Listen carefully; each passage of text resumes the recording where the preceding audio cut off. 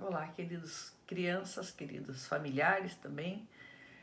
Estamos aqui para mais um encontro de catequese, de participação na vida da igreja, de experiência com Deus. Continuando então aquilo que a nossa amiga catequista Elisiane esteve falando no primeiro e segundo encontro, no terceiro vai falar: Deus cria o homem e o convida a participar de sua vida, uma criação, né?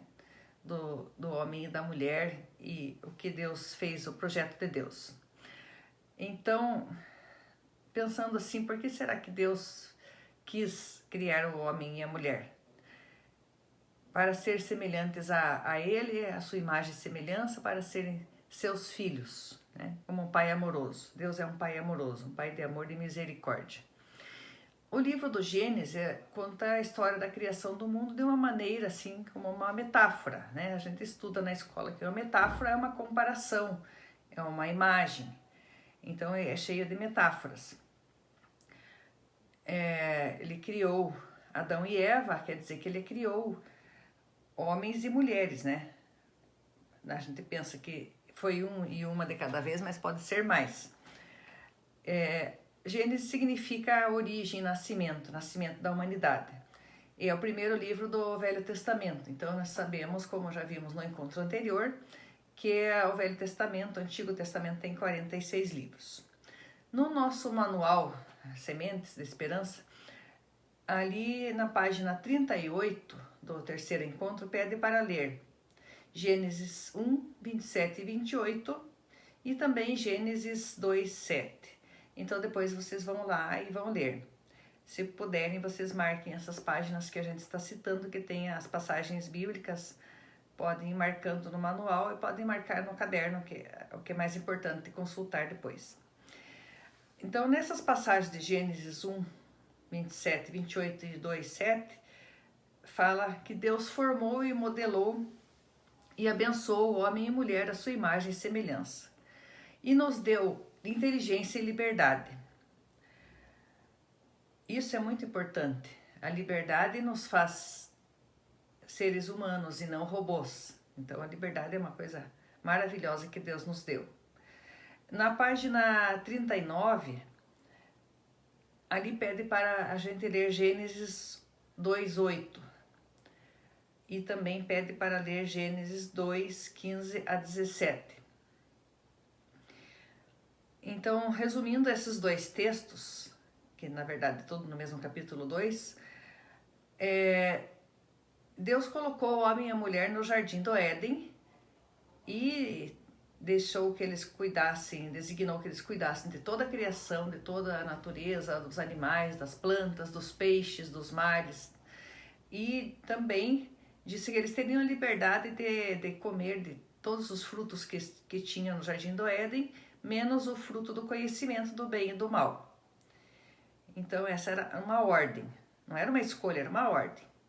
E ao não obedecer essa ordem, que surgiu o pecado original, que seria um afastamento, um distanciamento de Deus.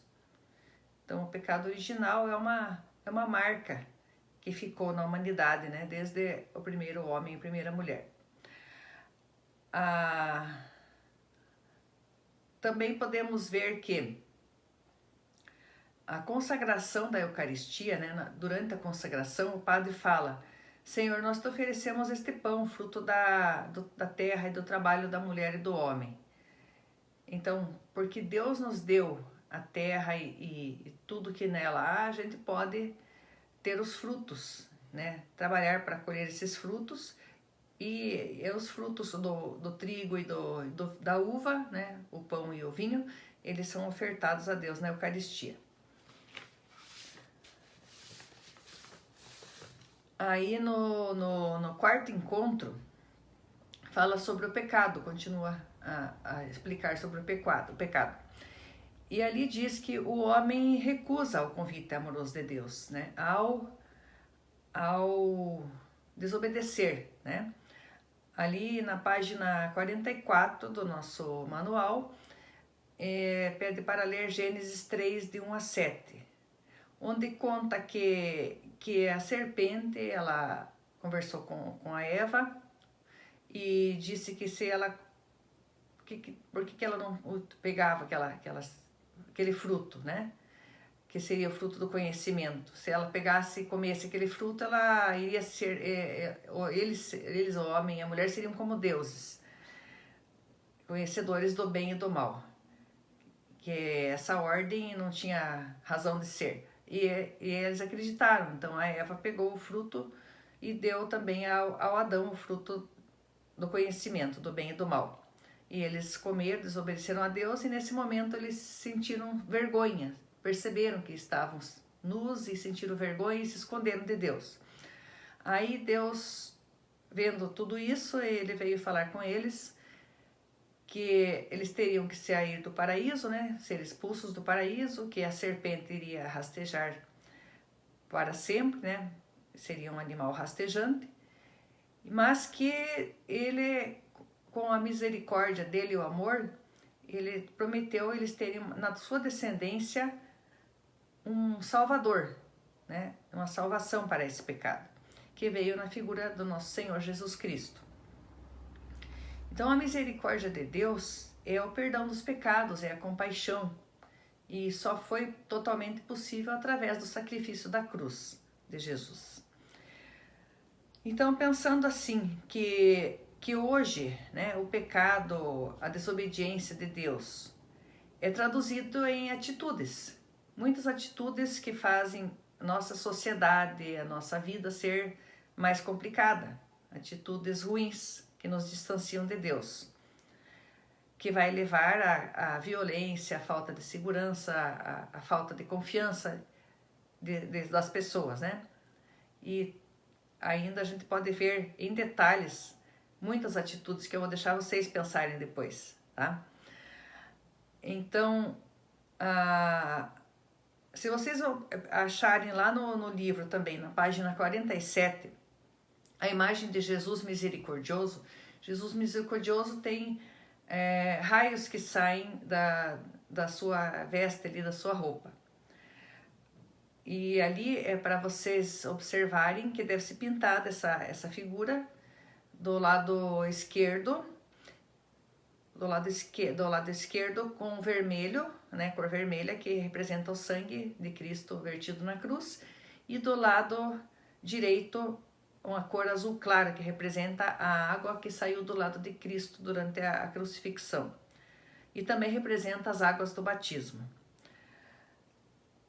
Então isso vocês depois vão fazer essa pintura e vamos conversar sobre isso no encontro que vai ter semanal no Google Meet.